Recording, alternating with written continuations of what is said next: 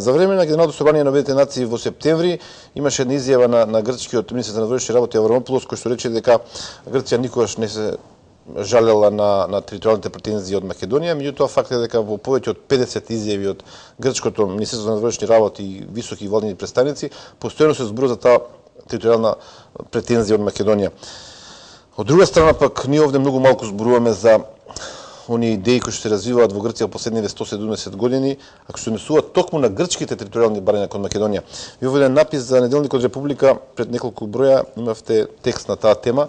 Би било добро македонските гледачи да дознаат што е тоа што од таа страна дојде овде како идеја. Ќе замолам само ако може да ги видиме и мапите, кои што би можеле да ги прокоментираме. Да. Па Грција имала територијални претензии кон територијата на денешна Република Македонија.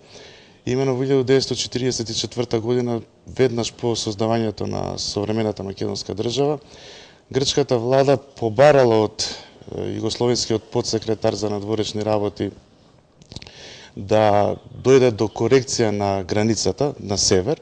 Југословените збеснале едноставно, заедно со нашите представници, и побарале грците да се откажат од таквите намери. Ние постојано сме сведоци во последно време како некои структури во Атина изјавуваат дека, или особено митрополитот во Солун, изјавуваат дека Битола и Гевгелија па и Струмица се грчки градови. Сето тоа се еден продолжеток на една политика која што почна во 19.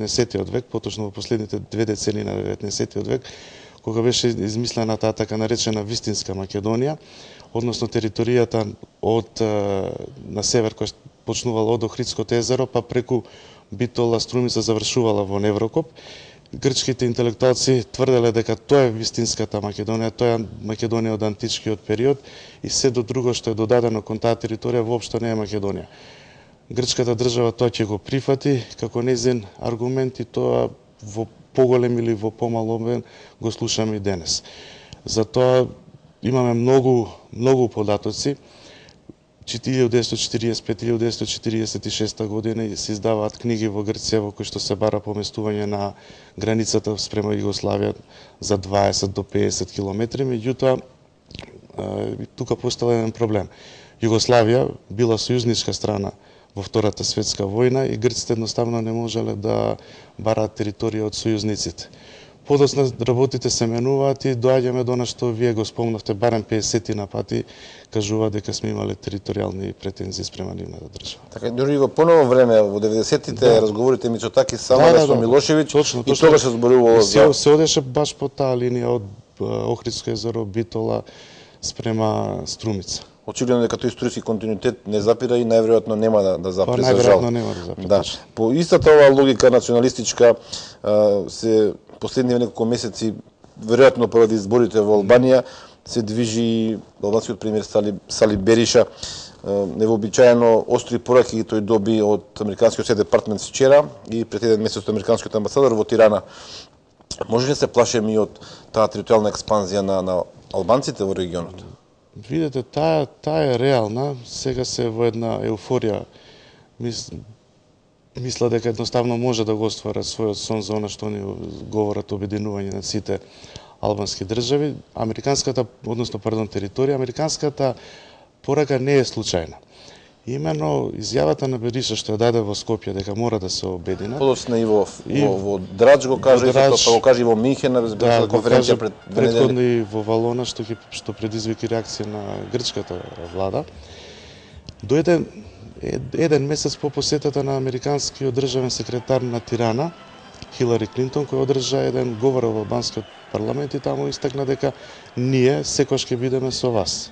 После тоа започнува на кампања на Бериша дека албанците треба да се обединат и паралелно со таа кампања во Албанија во текот на прославата на 100 годишнината од независноста одеше и една мала емисија со сите американски амбасадори во Албанија по падот на комунизмот, меѓу кои со сегашниот амбасадор Александар Арвизу, во кој што тие дава подршка за аспирациите на Албанија како држава и така натаму. Истиот тој амбасадор потоа мораше јавно да го осуди однесувањето на албанската влада, бидејќи ако не дај Боже дојде до тоа, може да се предизвикаат несакани последици на Балканот. Американците во овој момент немаат интерес да дојде до нестабилност на регионот, имаат интерес во Блискиот исток, гледаме во Сирија што се случува, имаат интерес на Тихиот океан, каде што се повеќе се судираат со кинезите, и мислам дека во таа насока и пораката од State Departmentот до албанската влада. Денес прочитав по грчките весници дека им Бериша наводно во албанскиот парламент по повод една свечена седница посветена на 5 години од независноста на Косово изјавил дека албанскиот национализам е граѓански и тој не се потпира на барање на територии и бркање на оние што се викаат неалбанци. Да, класично политичко објаснување кога ќе бидете фатени во теснец, да. Уште едно прашање многу кратко. 100 години од Букурештскиот договор, дел од македонските граѓани, па и луѓе што живеат надвор, веруваат дека може да постои ревизија на овој договор? Не постои таква можност, бидејќи Букурештскиот договор е веќе со други меѓународни договори после него, Версајскиот договор, Паризискиот мировен договор и така натаму, веќе е анулиран и заменет. Создавањето на современата македонска држава, па и на косовската држава е само потврда дека тој одамна веќе е во историјата и не постои она за тоа што сите мислат таен анекс кој што треба да се објави 100 години по Букурешт, значи на 10 август 2013 година. Никој тоа не би го направил од големите сили во тој момент.